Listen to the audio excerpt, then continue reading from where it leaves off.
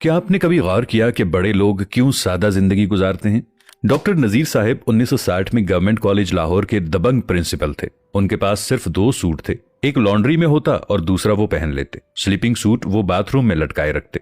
जूता वो 4-5 साल के लिए खरीदते। खराब हो जाते तो इसकी मरम्मत करा लेते, ज्यादा खराब हो जाए तो मजबूरी में नया खरीद लेते, और जब तक वो मुकम्मल तौर पर खराब नहीं होता था उसका इस्तेमाल भी जारी रखते। ये 1960 की दहाई में गवर्नमेंट कॉलेज के प्रिंसिपल और मुल्क के बड़े दानिश्वर का लाइफस्टाइल था। और वो ऐसे प्रिंसिपल थे जो सदर अयूब खान को भी इम्तिहान के दिनों में कैंपस आने की इजाजत नहीं देते थे। उन्होंने गवर्नमेंट कॉलेज की 3 अतराफ की सड़कों पर हॉर्न बजाने पर पाबंदी लगाई और ये पाबंदी 30 साल तक कायम रही। लेकिन आप इस शख्स की सादगी देखिए, उसके कमरे में वार्डरोब नहीं थी। अब सवाल यह है कि क्या डॉक्टर साहिब सादगी के सिलसिले के वाहिद मुजद्दिद थे? जी नहीं। दुनिया का हर बड़ा इंसान और बड़ा मुआशरा डॉक्टर साहिब की तरह सादा होता है। क्यों? क्योंकि सादगी जहानत का आखिरी दर्जा होता है।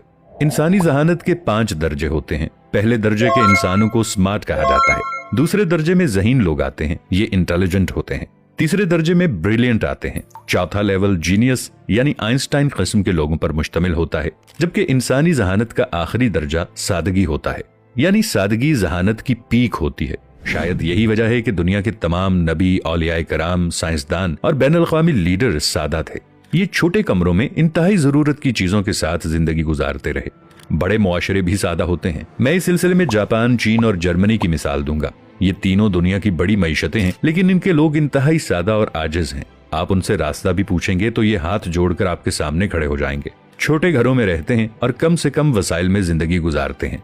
हमारे शहरों में आज भी लंडे के कपड़े बिकते हैं। ये कपड़े अमीर मुल्कों के अवाम के गिफ्ट होते हैं। यूरोपियन लोग हर साल अपने फालतू कपड़े एनजीओज के हवाले करते हैं और एनजीओज इन्हें तीसरी दुनिया के मुल्कों में भिजवा देती हैं। जापान में सेकंड स्ट्रीट के नाम से स्टोर्स की एक चेन है। इसमें सेकंड हैंड अशिया बिकती हैं। आपको वहाँ जुराबों से लेकर रोलेक्स की घड़ियां तक मिल जाती हैं। जापानी लोग थोड़ा अरसा इस्तेमाल के बाद अशिया को आधी कीमत में बेच देते हैं और स्टोर्स उन्हें दोबारा फरोख्त कर देते हैं और उन्हें इस्तेमाल करते हुए किसी को बुरा नहीं लगता। आपको ये सादगी दुनिया के बड़े लोगों में भी मिलती है। मुरारजी देसाई भारत के वजीर आजम थे। उनके बारे में मशहूर था कि उनके पास 2 पजामे और 3 कुर्ते थे। ये बरसों ये कपड़े पहनते रहे।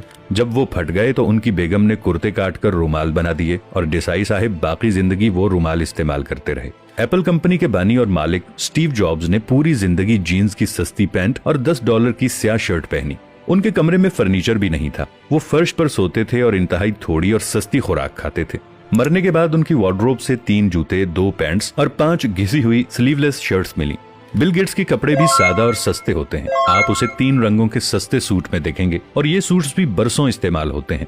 वॉरेन बफेट आज भी पुराने घर में रहता है, पुराने सूट्स पहनता है और $5.5 का मैकडॉनल्ड का बर्गर खाता है। दुनिया के इस वक्त के अमीर तरीन शख्स एलॉन मस्क ने अपने तमाम घर, जिनकी मालियत $134 मिलियन थी, बेच दिए हैं और अब उसका कोई मिल्कियती घर नहीं है। ये ऑफिस के छोटे से कमरे में रहता है और इसका लाइफस्टाइल आम मिडिल क्लास अमरीकी से भी पस्त है। पाकिस्तान के अंदर भी ऐसे बेशुमार लोग हैं। अब्दुल सत्तार ईदी साहिब ने पूरी जिंदगी मुर्दों के जूते और कपड़े पहने। उनकी टोपी की मालियत भी $2 होती थी, लेकिन इस शख्स ने दुनिया की सबसे बड़ी एम्बुलेंस सर्विस बनाई। जिंदा लोगों में सैयद बाबर अली कमाल इंसान हैं। ये 97 साल की उम्र में भी लम्स में ऐसे डिपार्टमेंट्स बना रहे हैं जो 10 साल बाद मुकम्मल होंगे। लेकिन आप उनके कपड़े और जूते देख लें, आप हैरान रह जाएंगे। ये गाड़ी भी सस्ती इस्तेमाल करते हैं। सेठ आबिद भी सादगी की मिसाल थे। मैंने उन्हें हमेशा एक ही किस्म के शलवार कमीज में देखा। उनसे एक बार इसकी वजह पूछी गई तो उनका कहना था, जब 2-3 शलवार कमीजों में गुजारा हो सकता है तो फिर मुझे अपनी अलमारी भरने की क्या जरूरत है। मैं रीड फाउंडेशन के बानी महमूद साहिब से बहुत मुतासिर हूँ। उन्होंने मुल्क में 400 स्कूल्स और कॉलेजेस बनाए हैं। इस वक्त भी उनके स्कूलों में 1.5 लाख तालिब इल्म पढ़ रहे हैं। मगर आप उनकी सादगी देखिए। उन्होंने 30 साल बाद भी वही स्वेटर पहना हुआ था जो उन्होंने पहले स्कूल के इफ्तिताह पर पहना था। उनसे जब वजह पूछी गई तो उनका जवाब था, स्वेटर का काम सर्दी रोकना होता है और अगर मेरा स्वेटर ये काम कर रहा है तो फिर मुझे नया खरीदने की क्या जरूरत है। इससे रकम भी जाया होगी, इसे महफूज रखने की कोफ्त भी उठाना पड़ेगी और किसी ऐसे शख्स की हक तलफी भी होगी जिसके पास स्वेटर नहीं है। मैंने एक हिसाब लगाया, मैं सर्दियों में कितनी जैकेट्स और स्वेटर्स इस्तेमाल करता हूँ। पता चला सर्दियों के सिर्फ 3 माह होते हैं और इनमें भी शदीद सर्दी सिर्फ 20 दिन पड़ती है। मैं इनमें सिर्फ 2 जैकेट्स पहनता हूँ, एक हल्की सर्दी के दौरान और दूसरी शदीद सर्दी में। इसके बाद अगला सवाल था, फिर मेरे पास इतने स्वेटर और जैकेट्स क्यों हैं? मेरे पास इसका कोई जवाब नहीं था। यकीनन मैं भी उन लोगों में शामिल हूं जिनका ज़हनी अफलास खत्म नहीं हो सका, और हम वार्डरोब्स को नाक तक भरकर खुद को रईस समझते हैं और वार्डरोब भरो के इस खेल में ये भी भूल जाते हैं कि वार्डरोब्स वाले लोग बड़े नहीं होते। बड़े वो होते हैं जिनके कमरों में डॉक्टर नजीर अहमद साहिब की तरह वार्डरोब्स नहीं होती। ये लोग जानते हैं कि जरूरतें महदूद होती हैं, लेकिन हवस की कोई हद नहीं होती, और क़नाअत का असल मफहूम भी यही है। नाजरीन, वीडियो को लाइक और शेयर जरूर कीजिएगा। मिलेंगे नई वीडियो के साथ, तब तक के लिए अल्लाह निगहबान।